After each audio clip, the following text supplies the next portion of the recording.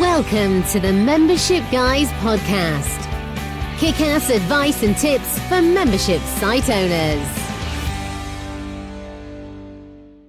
What's up, everybody? Welcome to episode 157 of the Membership Guys podcast. I'm your host, Mike Morrison, and this is the #1 show for proven practical tips and advice on how to grow a successful membership website. Thank you so much for spending part of your day with me. I promise you're going to enjoy this episode. I had the chance to sit down and talk to my good friends Andrew and Pete from andrewandpete.com, as well as the Atomic Membership Community. These guys are some of the most creative content marketers you will ever come across. If you already know them, you follow their stuff, then that kind of goes without saying. You only need to spend 5 or 10 minutes consuming their stuff to know that they do things a little differently.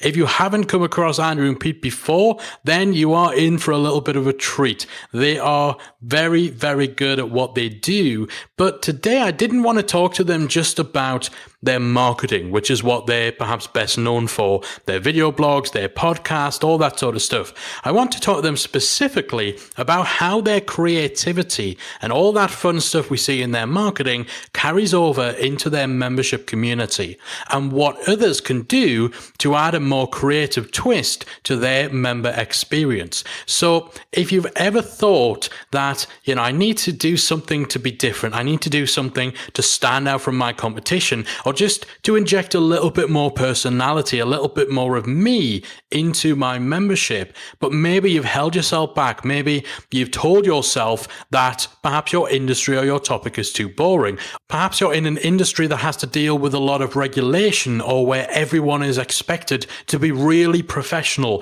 and really buttoned down, and you're not sure how to break out of that. Well, we cover that as well in this show. Andrew and Pete shared some fantastic tips for how you can start thinking a little more creatively and a little more differently within your business and within your membership. So I had such a fun time talking to these guys. This is a very, very practical episode.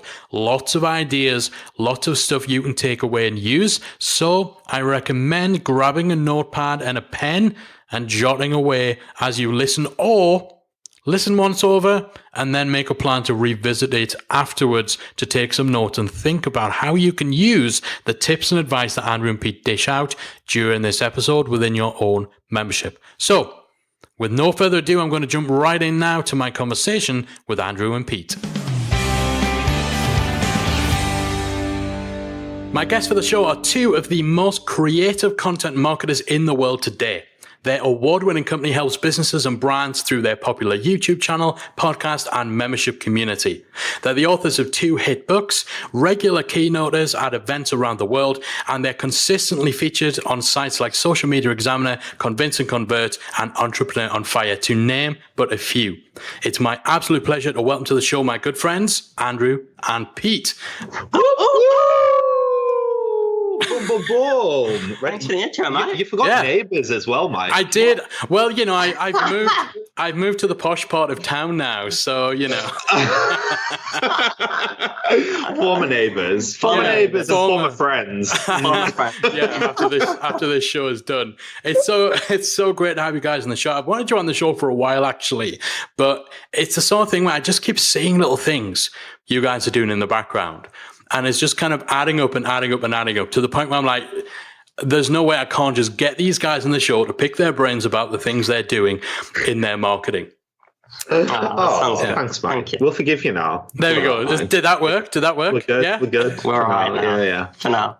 Also, now, I mentioned at the beginning, you two are the most creative content marketers around right now. And so that's the main theme of this episode, creativity, how to be more creative in marketing your membership, in your member experience, how you interact with and serve your community, and so on. Mm-hmm. But that word creativity, it's kind of like authentic, professional. It's one of those broad, vague, subjective kind of catch-all words, right? Means different things to different people. Mm-hmm. What's it mean to you guys? How do you guys define creativity? And what's the difference between something creative and something that's just a bit bleh? Okay, I really love this because what we find is that in this world of content, this digital era that we're living in, it's not novel to have content anymore. Okay, so this whole idea of content marketing, social media, email marketing, it's all been done before, thousands and thousands of times by loads and loads of people, right? So our problem in this era that we're in is not kind of like, what do I do? But it's just the pure amount of competition that you face. Yes. And the advice that most people are getting is from people that have been there, done that, but 10 years ago. Yeah. Right?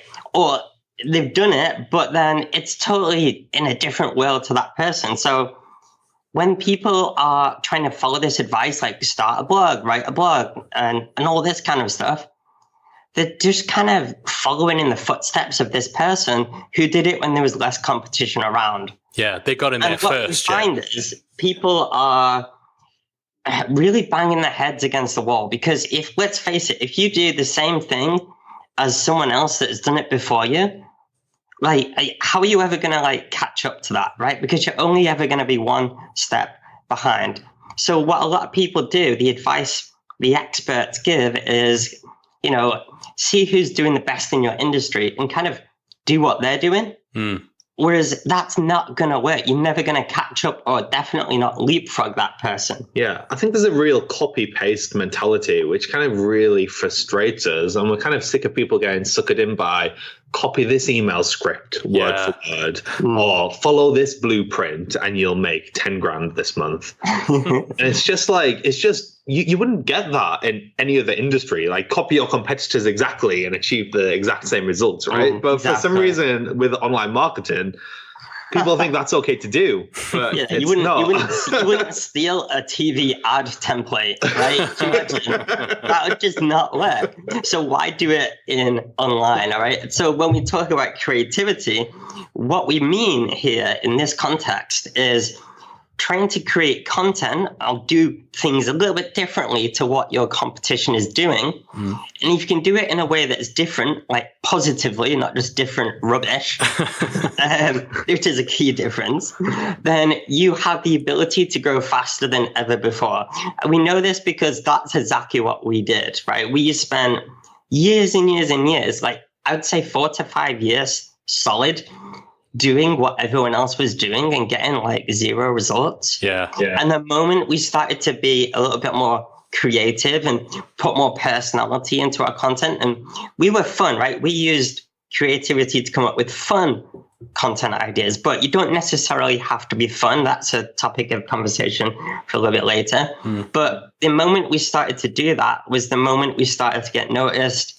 We stood out, we got more shares than ever before, more reach, more subscribers, more fans, and obviously more sales. And it was almost like overnight that happened.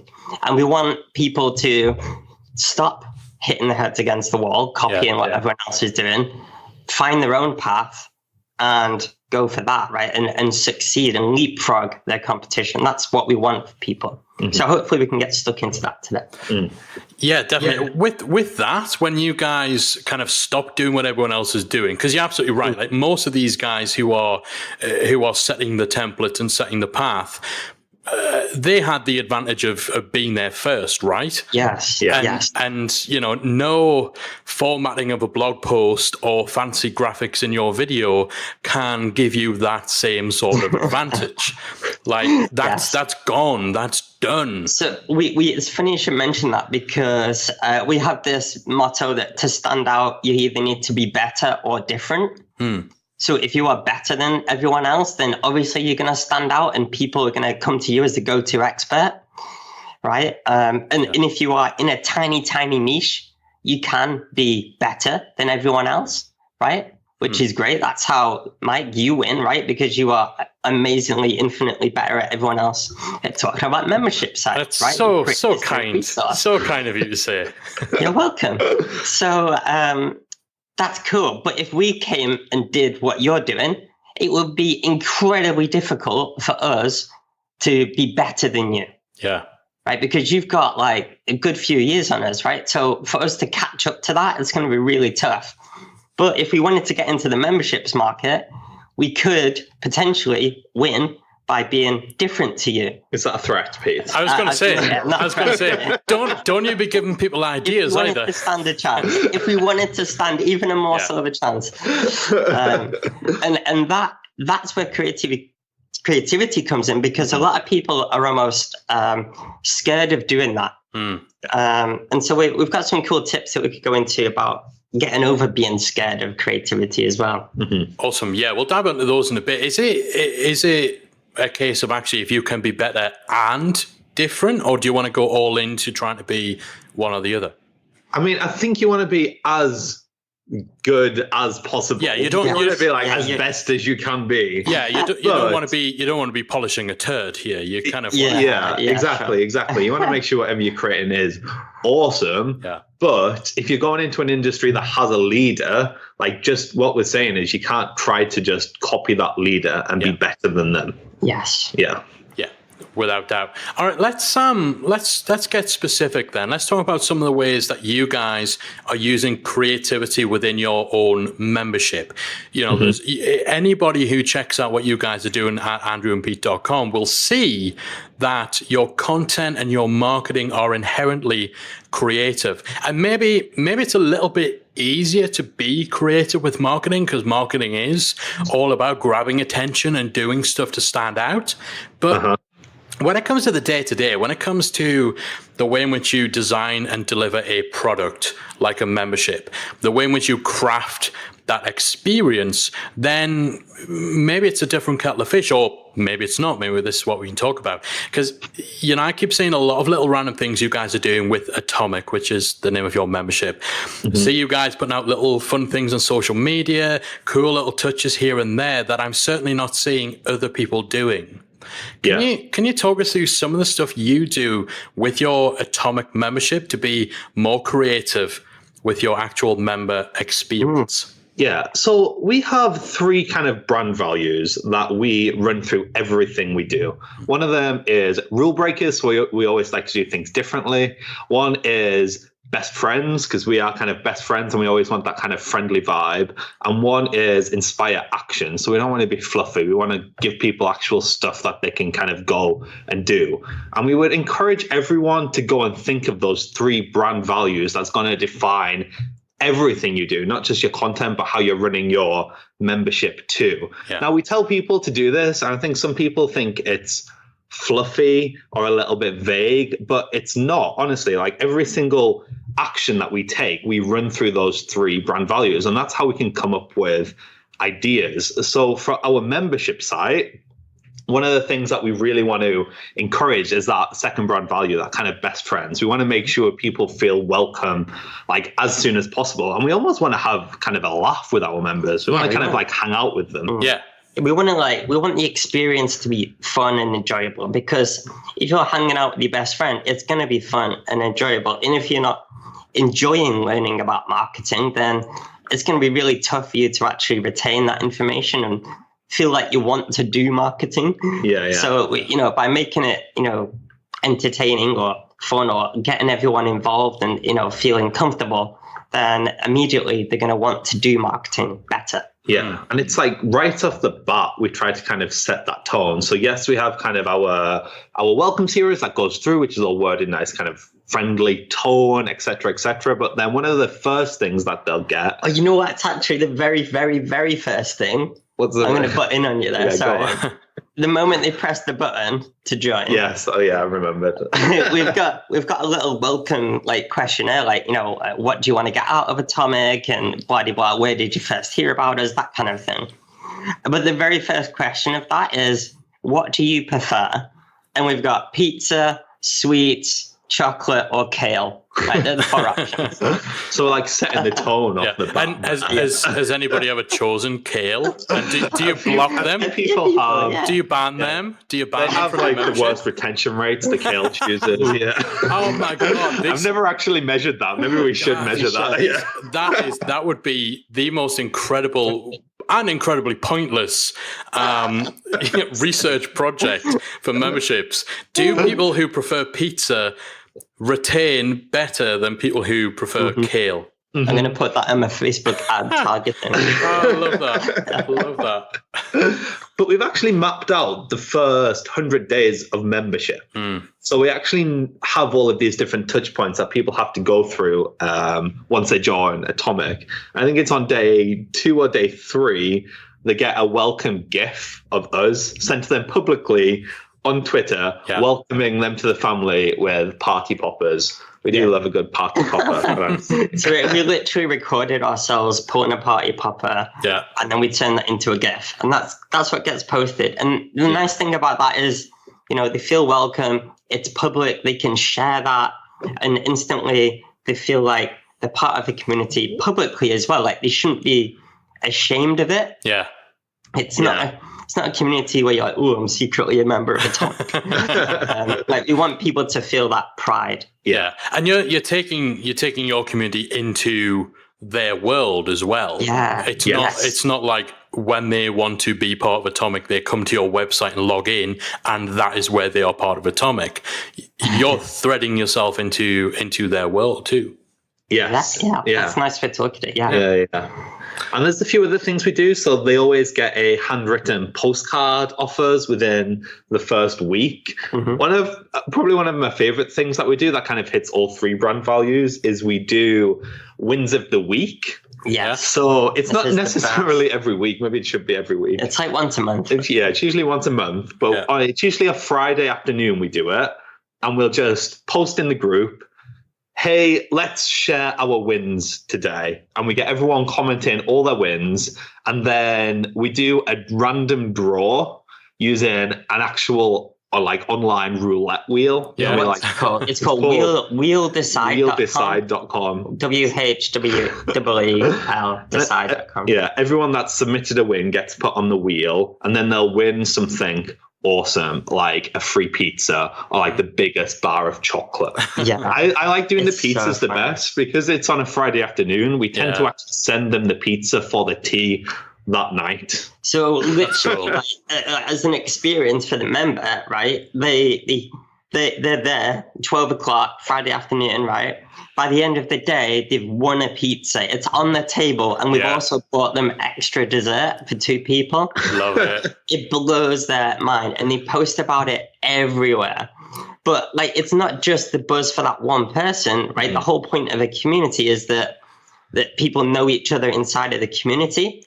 And they support the others. It's not about you as a membership owner. It's about the other people knowing other people in the community, right? Yeah.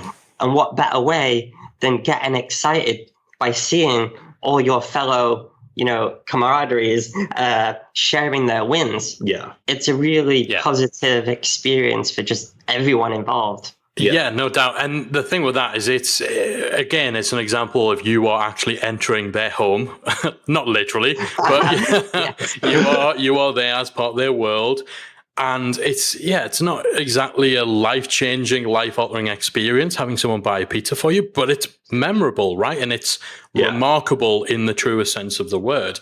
And it's a cool little way of incentivizing people to share that social proof, the results they get, to get them thinking about what they've had out of being an Atomic member. And of course, the more people are aware of the wins they're getting, the more they actually value their membership. I love that.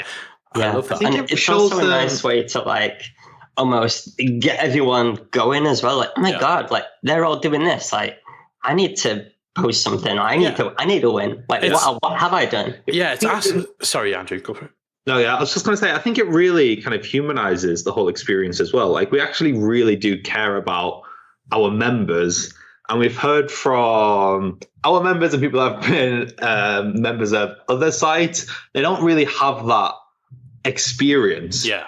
Where we absolutely love running Atomic. And we find our members inspiring ourselves, and just kind of having that camaraderie, as Pete said before, I think is really powerful. And it's fitting with the brand values you talked about there, and I think that's so key. You talk about that second brand value of best friends, right? You want that experience of you hanging out with real good friends. And of course, a good friendship is strong on both sides.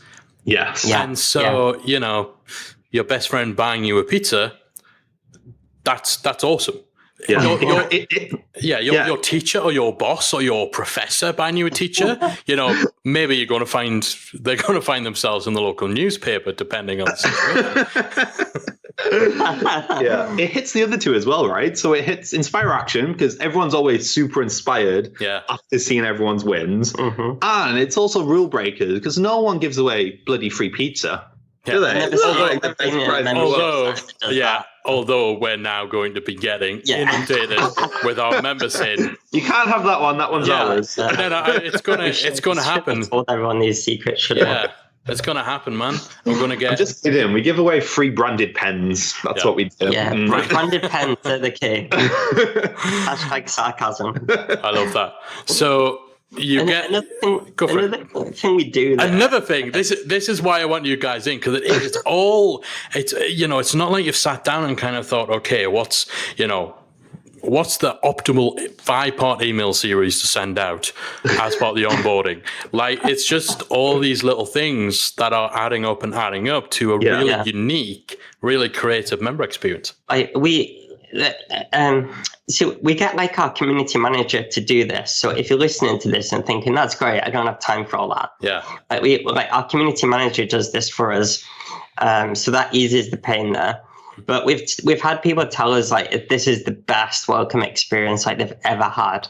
And they feel really part of something. Yeah. And when you get a little video sent to you and they've got a giant chocolate bar that's bigger than the body and they're like raving about it, it's brilliant. Yeah. Can I just say as well though, this wasn't something we'd done from the start. So this was definitely learning from experience of people not necessarily having a great experience as they joined Atomic. And we've just been constantly improving it and make sure it gets better and better and better. Listening to members when they leave and kind of plugging any holes that we might have missed. And I'm pretty sure there's still things that we could do to make it better. Yeah, I mean, it's like all the obvious stuff in like the welcome series, and this is where you want to start first. Yeah, it's not like you're just sending them a pizza, but you're not telling them like how to log in. Yeah. It's like forget about actual instructions. Just eat your damn pizza. I mean, so what sort of impact then do you think that all this sort of stuff has had on your membership? How do you think it's changed it as a business in terms of something that delivers results for you, something that keeps people subscribed? You've said, obviously, this is something you've iterated and improved upon and brought things in over time. What difference has it made to you guys? So we started to measure the retention rate on this, and I don't have the exact stat, but the retention rate has gone up a lot from that. And obviously, you can never really tell exactly because you don't know how long someone would have stayed if you hadn't have sent them the pizza, as opposed to not sending them the pizza. So, it's hard to tell, but we definitely know there's been a massive impact on retention, definitely. And just the buzz about it and the hype, and also like the affiliates right away. So a lot of times people will maybe they'll have an affiliate program on the membership site, and maybe once they've started seeing some results, a few months down the line, they might start to then use that. Yeah. Whereas people, for us, immediately join and then immediately want to tell everyone about it. So that time is much shorter. So that's really good as well. Like, we've noticed a lot of people like really, really being, heavily promoting of that. Love that. And that's a really nice feeling. So I would say it works, with retention, it works to get members actually using your content, and also to help get more referrals. Yeah, because that advocacy, that referral part of the customer journey, and you see that typical kind of customer life cycle mapped out. Referral and advocacy is generally something that does take a lot of time after the sale to actually generate. So even just that, even if it didn't move the needle on retention, just shortening that journey from new initiate to your membership to raving advocate, like that in and of itself, a huge result. And, I can certainly say from knowing you guys and being at events where you guys have been at, you guys bring super fans from Atomic. These guys are rabid Andrew and Pete Atomic membership fans. And again, so much in talking about the impact and results is quantitative, but that kind of qualitative result as well, like you can't buy that. Yeah. It's funny because a lot of people join as advocates already, like even before the sale's taken place, which again is really awesome, just because we provide so much free content on our YouTube channel specifically as well. They join as fans, and Atomic almost just adds to that experience. They want more. It's true. They eat it up, and we eat it up because we love it as well. I'd say like two other things, maybe just quickly to mention. We also give out Wi-Fives. What we call Wi-Fives. I don't know if we came up with that phrase. Yeah, I've not heard that. What is that? No. So it's a wireless high five. Yeah. Okay. Obviously. So you could do this with pictures, but again, we've chosen GIFs. It's because we're terrible at actual high fives, so we do that. Do it once every 1,000 times, we make a successful high five. But we have this kind of like, motto of Wi-Fi. So basically, if someone tells us about a win, but maybe they don't post it in the group publicly, or we hear about it, or we see them achieve something, we'll tell our community manager, or we'll do it ourselves, and we'll make them a little graphic that says like Y5, like congrats on blah de blah doing XYZ, like this is awesome. And then we post that out there, and again that fills them then with pride. It makes them feel like they're noticed within a community. It encourages other members, and if they share it publicly as well, then it's great because other people start to get jealous. And that's what we really want, right? We want other people to get jealous. So I know a lot of people have come to us and they've said, we've seen so-and-so do really well, and we've no idea how they did that. And then we asked them and they said it was because of Atomic. So then they want to join. They want to join. They want to know. They feel like they're missing out on a party. Another thing we've done recently as well, which came from, it was a member that suggested it to us.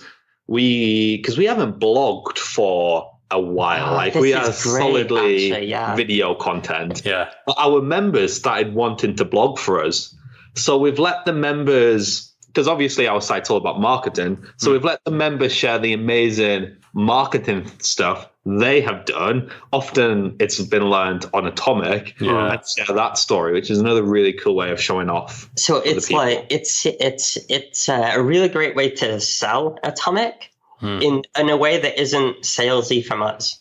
It's like someone's so proud of what they've done that they've shared this case study on our website, and they've given away some tips of what they've learned, and they've thanked Atomic, and that is like the best way to get sales, right? It's like user-generated content, which has, I can't remember the stat, but it's like 3 times more weight behind it if it's user-generated. And also the extra bonus, which you'll love, right? Because it's from a member, all the other members are proud of that, and they will go and comment and share and congratulate them. Which just gives that like so much more reach. They always do so well on our Facebook page, better than our own content. And they're always links back to the blog. Like a link back to a blog. That's awesome. That doesn't work.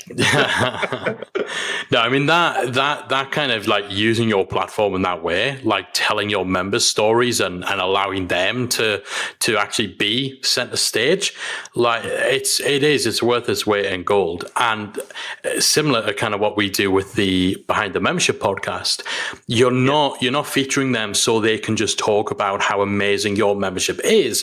But the fact that your membership plays a part in their story means that it can organically be talked about without it being crowbarred in there and without it just seeming like a sales pitch. And, I don't know why more membership site owners don't do that, despite our encouragement. I'd say the final thing. I just keep on thinking of new ideas. Tell us to stop if you want. You just, keep going. This podcast is going to be cut halfway. I swear. Part 1, part 2. If we're going out places, or occasionally, we have quite a good base here where we live in Newcastle, but we like to do it if we go elsewhere to events. We do like to have atomic meetups. Yeah. Now, I know a lot of membership site owners do this, but one of the things we did recently was like we actually put, I think it was like 150 quid behind the bar. And it said to members like, oh, you can come, you know, first come, first serve. But like, that was amazing as well, because the members, like, I don't know, they ate that up. And also meeting people in real life it just strengthens that connection so much more, to the point where we see a lot of members invite each other onto podcast interviews, blog for each other, work for each other, become clients. And a lot of that is done through the group, but also from those little like meetups. Can I just do one more final thing? Go for it. Even the content on our site. So when they're learning, we want that experience to be very much Andrew and Pete as well. Yeah. So all of our training courses on Atomic, we've like given them their own kind of mini brand. Like we've got one on creating a social media strategy, but it's got like a Mexican wrestler social media mania theme. We've just done one on podcasting with our podcast editors, and that's got like a rock and roll theme. And it's just, they always have like fun little intros or just little things to kind of make people smile, because we want people to actually enjoy learning. We don't want it to be a chore for them. Yeah, we've got one of our members has a similar kind of approach. Like all of her stuff is superhero themed, and so all of her trainings are really heavily leading into these different kind of superhero archetypes and stuff. And it's just, I think in all of this, it's taking stuff that you kind of need to do anyway, or you're probably going to do as part of a stock and standard membership site. So welcoming a new member, but then thinking about, okay, how can we just like tweak this by 10% to just be a little different? So instead of a welcome video, or instead of a new member questionnaire that has very serious, very normal questions, throw in like one silly question. Instead of a welcome video, or even using something like Bonjoro or BombBomb or one of the video apps to send a welcome message, give them a GIF on Twitter. Instead of just organizing a meetup, throw some money behind the bar and make it that little bit special. So these aren't, it's not alien concepts you guys are dealing with here. It's just having that little bit of added punch to the things you're doing to make them more memorable and more remarkable. And I think that's what I really want our listeners to take away, because you guys, again, anyone who goes to your website can see there's a lot of fun in what you do. There's a lot of creativity. You're doing things very differently. And maybe that might be a little intimidating to someone who perhaps thinks that their business is too boring, or they feel they need to be professional. They're in a professional industry, or they're handcuffed by regulations, or maybe they don't feel they have much of a personality to put out there. You guys must hear that all the time. All of these reasons people can't, or think they can't be creative or have too much fun with their marketing or their membership. How do you respond to that? And how does someone who is genuinely either in that position or believes themselves to have those obstacles, how the hell do they break through it and start being more creative with their membership, with their business, with their marketing, with everything they're doing? Yeah. So I think the first thing to think about is that being creative doesn't mean doing it like Andrew and Pete. So we don't want it to be necessarily wacky or funny or slapstick or whatever, if that doesn't kind of fit you. What we want you to be is a bit more personable, especially if you've got a membership site, which is a very kind of personal thing if there's a join in. Be a bit more personable. And I think also, running it through those brand values, like Andrew said, like what do you actually stand for? So you can be remarkable in other ways. Like you could create the most highly detailed, in-depth, technical, skilled articles ever. And that could be your thing. Yeah. You could be the one who creates the most beautiful graphics and infographics all the time, right? That could be your thing. Whatever. It's about having that thing, right, that people can pass on. Like you've told other people, check out Andrew and Pete. Like they're really, really creative with their content marketing. That's something that people can pass on. Now, another thing is that it's not necessarily about diving in at the deep end either. No. So we did this keynote presentation recently at this big event in London, and it was all about whether your brand is either ready salted or Marmite, like a flavor of crisps. Yeah. There's a whole backstory to this, but essentially you might think, okay, that's weird or a bit daft, right? And how do you know if that's going to work, right? So the thing is, it didn't just happen like that. We didn't get the call, hey, can you do this talk? And we thought, great, we'll talk about what flavor of crisps you are. And that can be a cool metaphor for your brand, right? We didn't do that.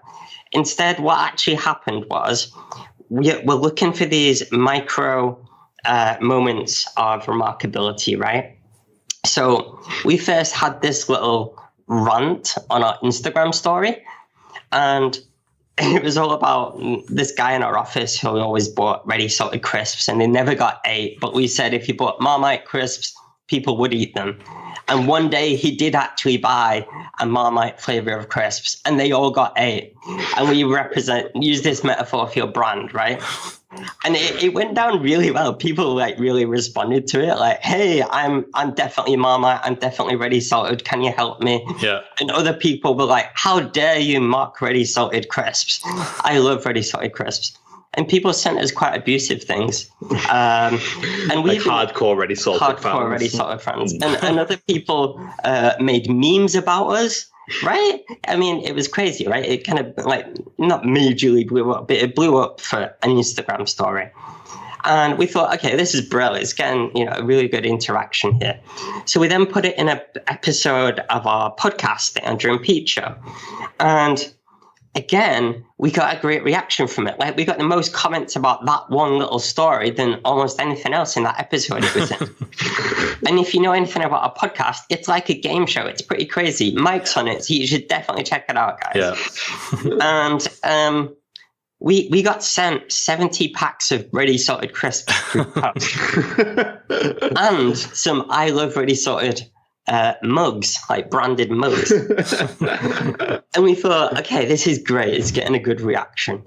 So when it came to the keynote presentation, we knew that was going to go down well. Yeah. We knew that that crowd full of thousands of people was going to enjoy it. And at the end of it, we sold 300 copies of our book. Wow.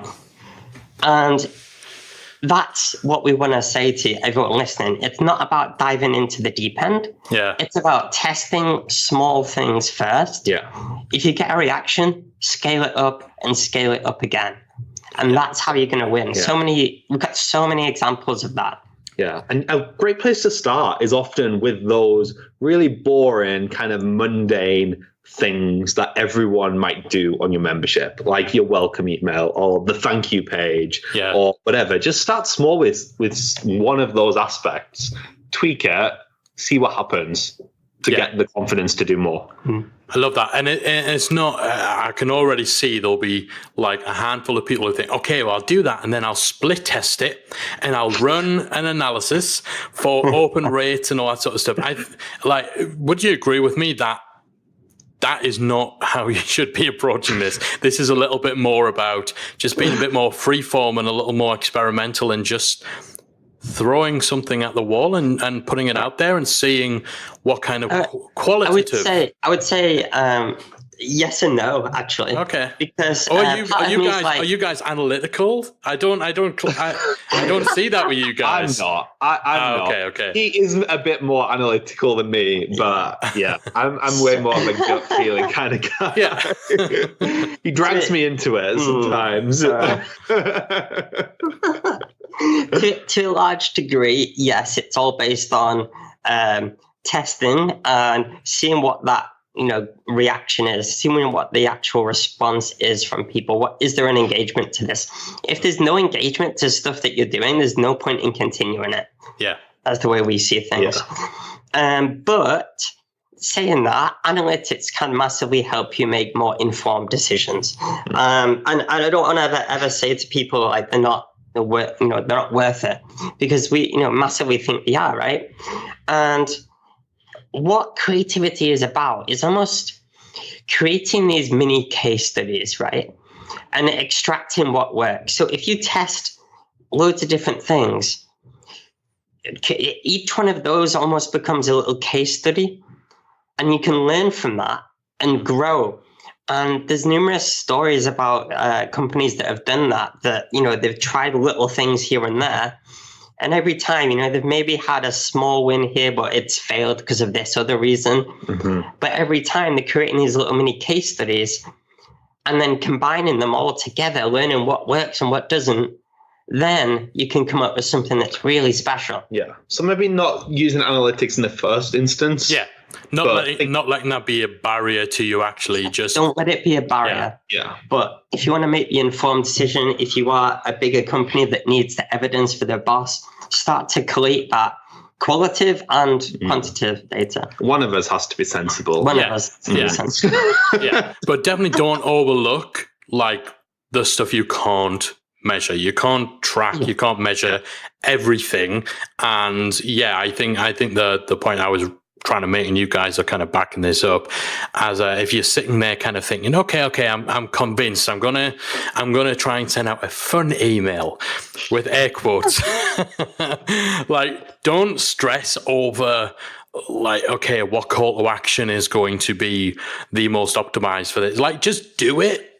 Yeah. See what initial reaction you get, and then dive in a little deeper, and then maybe fine tune it and refine it. But it is more about just getting over that initial hurdle of like you said, having confidence to be a little bit more out there. Yeah, I think email is a great place to start for a lot of people, because I don't know about you, but 90% of the emails we get just seem like they're corporate and boring and dry. And so we always try to write our emails. We don't even think about it all that much. We just write our emails like we were writing an email to a friend. And it just comes out more naturally. So maybe that could be a good place to start. I've got a cool example of the whole quantitative versus qualitative thing actually here.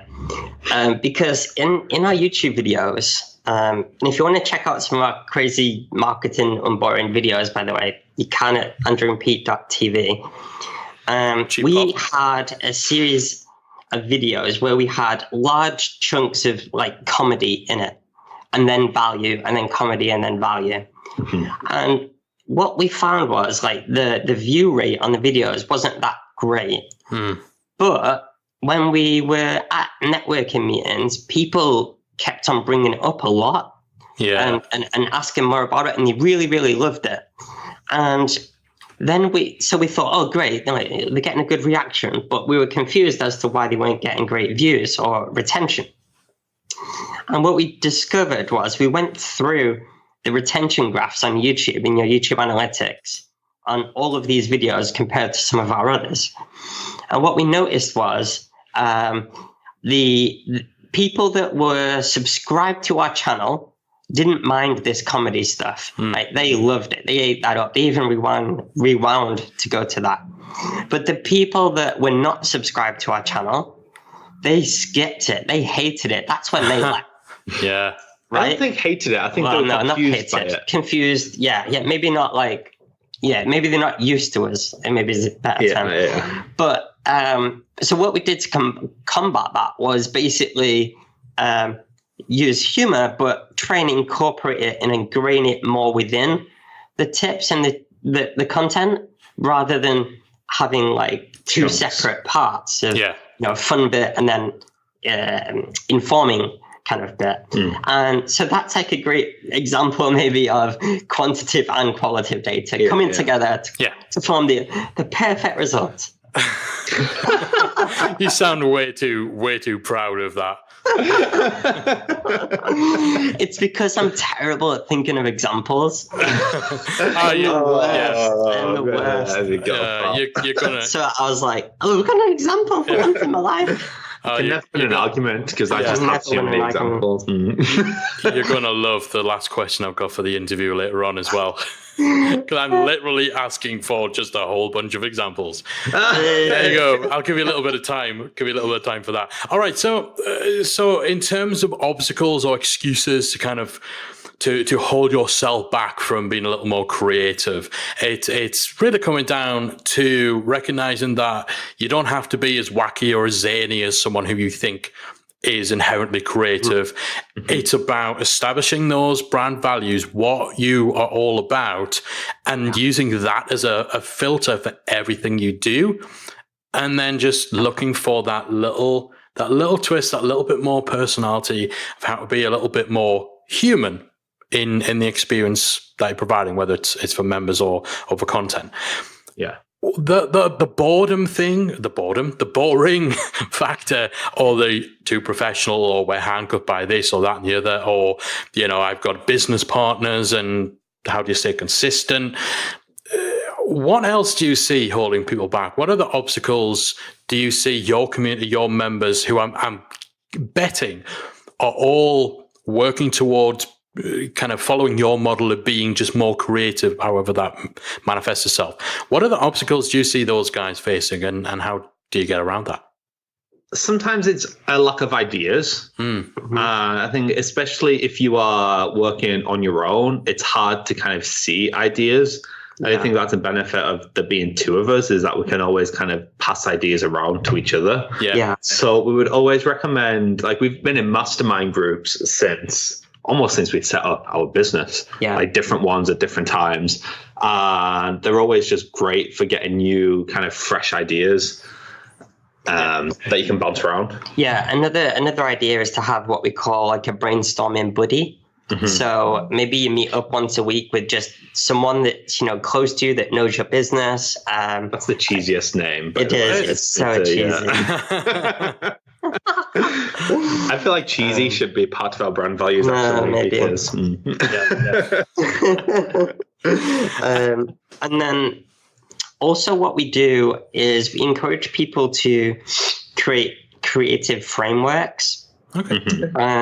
Which isn't as cheesy a name, maybe. Creativity frameworks. It's all right. And what this does, it sets like filters or boundaries.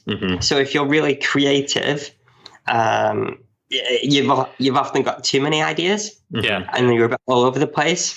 And so to stop you from being pulled in all directions, if you can create this framework, like what's the outcomes, what's the brand values, what are the variables are there for this idea to work, what needs to happen, what does this idea need to be? If you can filter out those ideas, that's great. And if you're not creative, these boundaries within this framework like spark and trigger new ideas. Is great. But the most important thing for creativity is giving yourself that time to do it. Yeah. Whereas a lot of people, what they'll do is they'll get down and they'll be like, right, I'm doing this blog. I need to be creative. And then they'll sit there and they'll stare at a blank screen for half an hour. And then what they'll do is they'll give up and they'll just write the blog because they're running out of time. They haven't given themselves that time to brainstorm, to think. They haven't got a buddy there with them to help them. They give up. Now, if you there's two parts to this. So if you schedule in time to brainstorm ideas, that's going to be amazing for your business. And that's one of the things that's taken us a lot further than everyone else, because it helps us come up with these standout ideas. But the other part is the ideas might not come immediately. And this is what we call, well, not what we call, actually. It's a guy called Steven Johnson. He's got this book where the great ideas come from.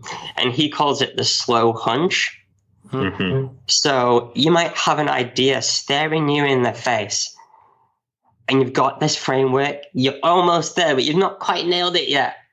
Give yourself that time to think about it subconsciously. Now, Andrew has what we call all the time an epiphany. Now, it's an epiphany while you're peeing. Because he's often got this slow hunch. He's thinking about an idea, but he's not quite got it yet. And then he goes away. He goes for toilet break, and boom. The idea just, I don't know why, but that's what happens. I get the epiphanies while brushing my teeth. But Andrew, that doesn't work as well. It doesn't work as well. No. A tooth for me. So, it's often about giving yourself, a little bit of patience. It's almost like organized chaos, right? So for as creative as we are also as organized. Like our diary and what we're doing is so organized in. And if we want to get something done, so if we want to redo our welcome series, or we wanted to plot this 100 days, it's not something that we've just come into the office and thought, right, we're going to do that today. Yeah. It's probably been in our diary for a month at least. To do that on that day. Yeah, like we're so heavily scheduled in, and we've got time scheduled in to brainstorm ideas. Yeah. Not necessarily just like if you come to your to-do list and it's like plan the first 100 days of membership for your members. That's like, what the hell? It's just a task you need to get through.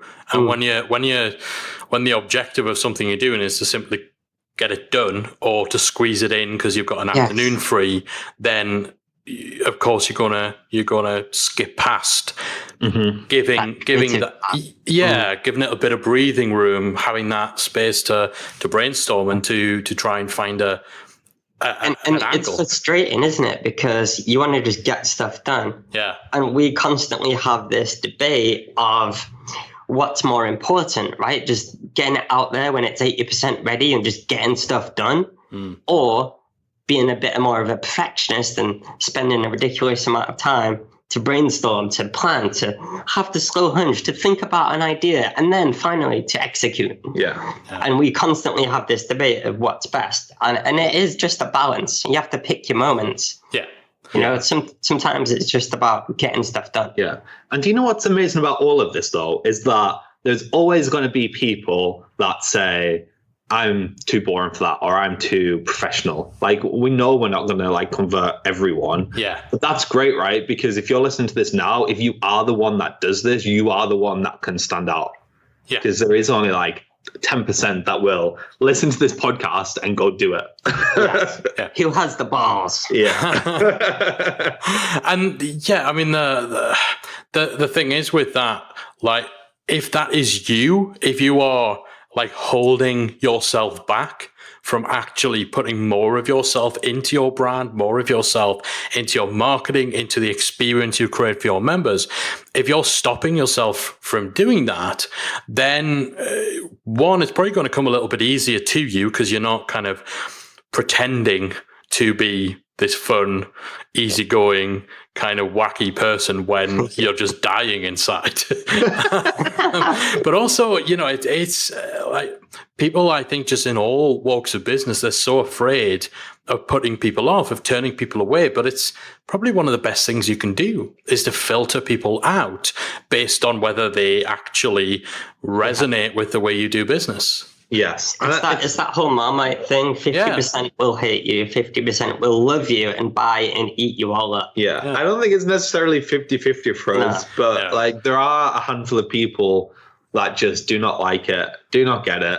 They'll send us snotty emails. They'll call us unprofessional or cringeworthy. I really loved your video about messenger bots, but have you got one that's a little bit less cringeworthy? It was an actual email we got once. Oh, wow. I love that. And yet these guys are on your channel, they're on your list, they're following you on social. So is this just kind of... about us. Yeah. Has this just come as a surprise to them? Yeah. Like they've literally just realized. It's crazy. But, obviously doing what you guys are doing, it's worked for you. And it isn't rocket science, especially the stuff we're talking about here with the member experience. As we said before, it's the stuff that 99% of memberships will already be doing in terms of that box is checked. We have a welcome message. We have a way for members to share their wins and this, that, and the other. But just taking that time to think of ways in which you can make that a little bit more special. And it's obviously working for you guys. The proof's in the pudding. I mean, we met, 5 or 6 years ago? It was back in 2012, 2013. You guys, you had a successful marketing agency, but I'm sure it won't offend you if I describe it as being kind of quite a typical local agency. That was a very polite word. Oh, yeah. It wasn't, it's not even boring. You guys were as nuts as ever, but it was local agency, local clients, local networking meetings where, we met, marketing locally. Mm-hmm. And that, you were still kind of fairly early in your career, and I don't think you'd really challenged that channeled that energy and that creativity. Is that fair to say? It wasn't channeled online. That's the thing. So when we first met, I think we had a fairly good audience locally because we were... Or a reputation. Yeah, a reputation. Because we were fun. And we would always kind of cause a stir at the networking events we went to. And there came a point where we just got frustrated because what we really wanted was like world domination, not like Newcastle and Sunderland domination. That's the thing. Like, it definitely seems like there was... you mentioned earlier on, almost overnight, there came a point where you've just flipped the switch, started thinking bigger, aiming bigger, really pushing the envelope on what you guys are doing, and just getting that real kind of refined, I think, you kind of describe it as controlled chaos. I actually think a lot of what you guys do is very refined in terms of its purpose and the effect. And over the years, it's you guys, not blowing smoke, are getting better and better and better at, when you're speaking, at the content, all that sort of stuff. You guys are sharing stages with the biggest names in marketing, at the biggest events in the industry, writing books, getting featured on all these big sites, building a following around the world. And, I introduced you at the beginning of the show as the most creative content marketers in the world today. But that's not just because we are ex-neighbors. You guys know very well, those aren't my words. That came from Jay Baer of Convince and Convert, one of the biggest names in content marketing. And I was there to witness it. And you guys make sure that you trot me out to tell people that I witnessed it. And now it's on a recording. Now it's recorded. And, now to top all that stuff out, you're here now on my show. So I think that makes... It's the highlight. Yeah, that's a highlight. It means you've officially made it. What you kind of mentioned before, that desire to not just blend into the crowd. Was that the catalyst, or was there a specific event or a time or something that was that big kick up the backside? Because it did, from the outside looking in, not just for you guys, it did seem like it was almost like a penny dropped, or the last straw came in from kind of being a business like other businesses to being, you know what, to hell with this. We're taking the restraints off. We're getting out of just being these quirky local guys, and we're gonna dominate. Yeah. What was the trigger? I don't know if you've got the same triggers here. I've got like two things in my mind that came to my mind. We're looking at each other thinking like, I've got this. And he's like, no, I've got this. I think the first one for me personally was the first time we went to Social Media Marketing World in 2015. That was our first kind of taste of the international world that we all kind of operate in. And we were like, oh my God, people are doing this so much better than us. Yeah. We need to like up our game. I think it was also like a frustration.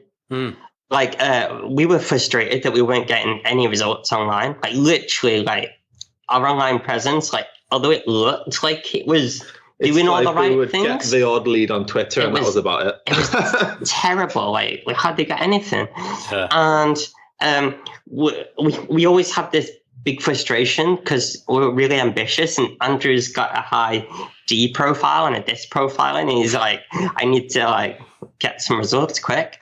So we always challenge ourselves, and we were incredibly frustrated.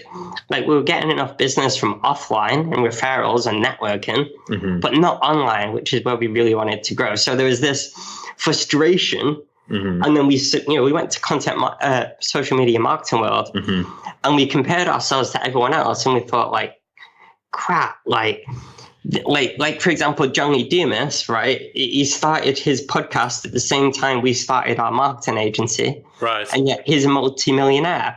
Yeah. And it got us thinking, well, dang, like, like we're not doing the right things here, clearly. So we needed to step up our game. But again, we thought, how are we ever going to compete with these people? Yeah. Like, even if we started a daily podcast now, we're never going to catch up to Johnny Dumas, right? So that's when we thought, okay, networking, we're different, we're remarkable, that's working. Why can't we do that online? Yeah. And that was the thing. That was like, so it was like a little series of events, but it was in the same, couple of months. And the moment we did that and actually took action on that idea, like we grew faster than we've ever grown. Yeah. Like we had I think that following year, 2016, 17, like we made more money than we'd ever made in the previous 4 or 5 years combined. Yeah. And I think the other thing for me was when we launched the YouTube channel. Right. So like just having the video as the main medium we were producing our content on just kind of changed the game for us, because I think the way we do it, I'm not saying that like blogging's dead or you shouldn't be doing podcasting, but for us, just the visual aspect of video just worked really well, and we were kind of kicking ourselves that we didn't do that sooner. I mean, it's an obvious outlet for your kind of personalities. Yeah. And again, I suppose that's something our listeners can take away.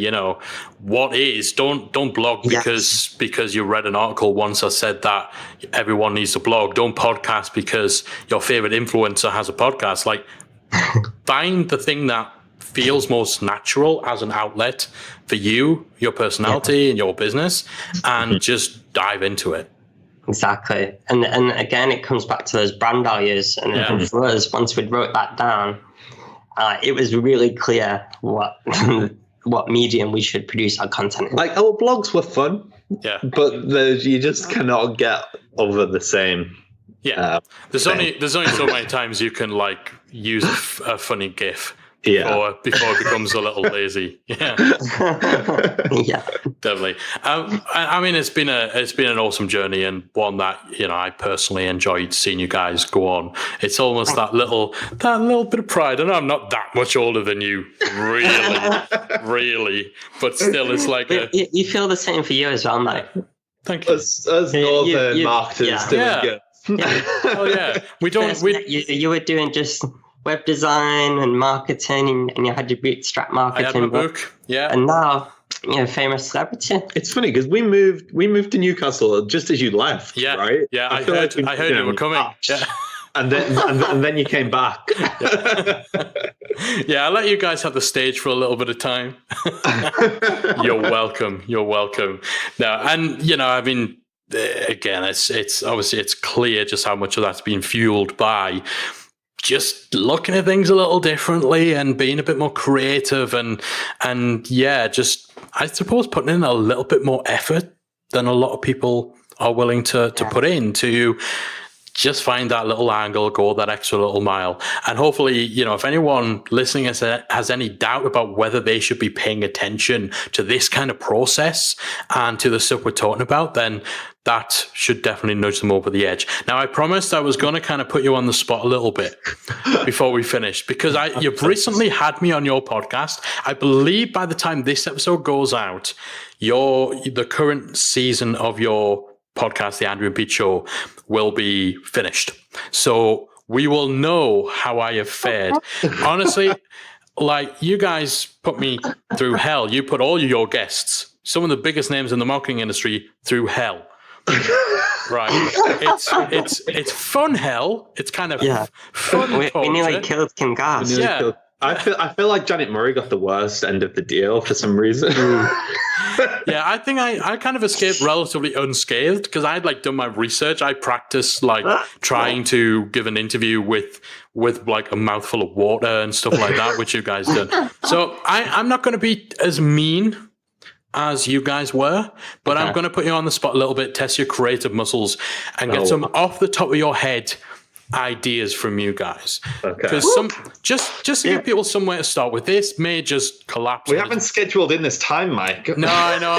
I'm sorry, guys. I've got you now. But yeah, all right. Can you come up with just like 3 or 4 random specific ideas someone could try out today? It could be for their marketing, could be inside their membership, that might make them a little uncomfortable and might get them to think something a little differently.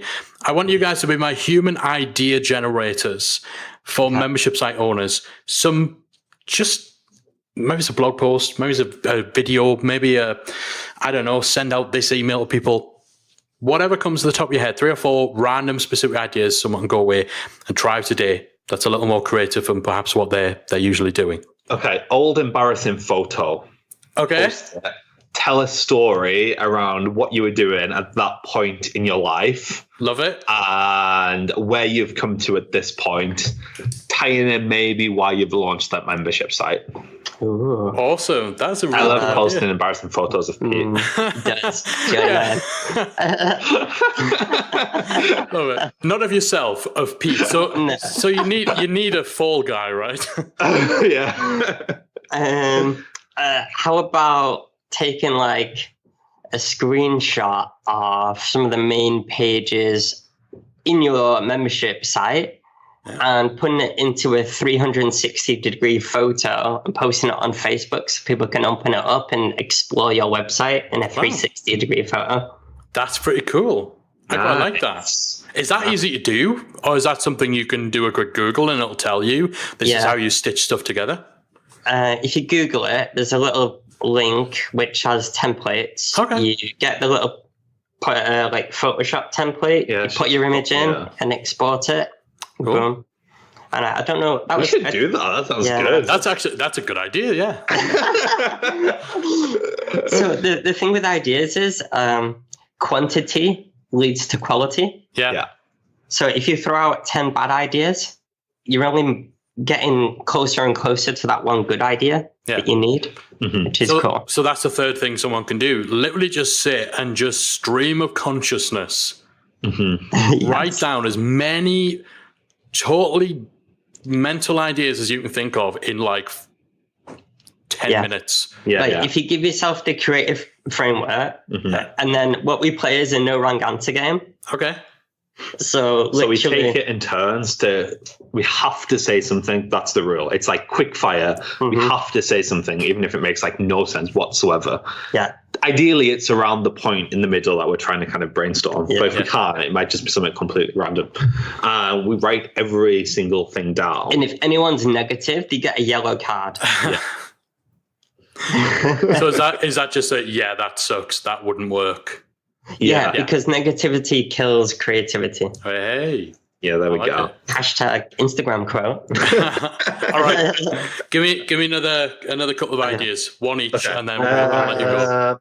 How about to get engagement in your membership? You can set some kind of challenge. And you can say if everybody completes his workbook or does this certain task, then I will write a song about how awesome you are, and I will Facebook live stream it. You could refund someone a month if they complete the challenge, but only like one. But, that could be cool. Yeah. How about a welcoming party? If you have a launch, you get like 100 new members. Yeah. How about like a welcome party where you put on music and encourage everyone in a little Zoom call to get to know each other? Yeah. Here's something we do. So in our welcome series, actually not on our membership, just on our main email list, we have, hey, we're Andrew and Pete. Here's a photo of us. We've got our nice, amazing, professional photo shot by Laura Pearman. Yeah. And then under it we have, and here's a non-Photoshop one. It's just like us putting like a stupid face, like selfie style on the iPhone. Like Snapchat. Yeah. Love it. What was it you guys? I can't remember if it was with Twitter direct messages. Yes. Where you send an automated message when someone follows you on Twitter, but the offshoot of it was you clicked a link and then you got to choose who to punish for the fact that you sent an automated message. Like that's the only time I've enjoyed getting an automated DM on Twitter. We got so many features in articles for that. It was literally an auto DM on Twitter that said, "Oh no, an auto DM. Please don't tell our mothers. Feel free to get punishment on us here. Get revenge on us here." And then they click a link and they could choose from a variety. I think the page is still, the auto DM isn't going anymore. I'm pretty sure the page is still live. andrewandpete.com/revenge. Oh, maybe it is. Yeah. If you want to check that one out. That's awesome. Seriously, guys, I mean, I'm impressed at just the quick fire ideas we got there. Those are really cool. So that's the challenge. How about a sing-along with your members? A members sing-along. We've done that one before. We've done that at Christmas. Love it. Love it. This is awesome. I mean, thank you. Thank you for having us. Yeah. And if anyone's listening and they're like, that sounds great, I don't know where to start, or they're struggling with some ideas, like, please feel free to reach out. We'd love to hear from you. And yeah, like, I hope people have enjoyed that. And the annoying thing about podcasts is it's like, oftentimes you don't know if anyone's enjoyed it because there's nowhere to like comment on a podcast. Yeah. But you know, if you do drop us a tweet somewhere, drop us a tweet at Andrew and Pete. That rhymed. That right. Yeah. I love it when things rhyme accidentally. It's like my favorite. You realize you need to sing that now. Now we've discovered that drop us a tweet at Andrew and Pete. That is a first for the Membership Guys podcast. All right, for our listeners, I implore you to check out the work Andrew and Pete are doing, especially their podcast, creatively titled The Andrew and Pete Show. And I'm allowed to say that with my tongue firmly in cheek, considering that this show is also creatively titled The Membership Guys Podcast. So, but honestly, their podcast is unlike anything you've ever heard before. Their videos, check out their YouTube channel. You need to go take a look at this stuff and check out their membership community while you're over there too. It's all at andrewandpete.com, right, guys? That's right. Yes. That's right. Do you not want to sing it for us, Mike? I really don't. I really don't. It's not one of my brand values. There you go. We're adding more brand values every time. So we've got cheesy and singing now. To add. Awesome. All right, guys, before this spirals out of control, I just want to thank you once again for coming on the show. It's been an absolute blast having you on the show. Well worth the wait. I know our listeners will have loved this episode. Keep doing what you're doing. Love it. Thanks, Thank you, Mike. Thanks everyone for listening. Bye. Goodbye. Cheerio.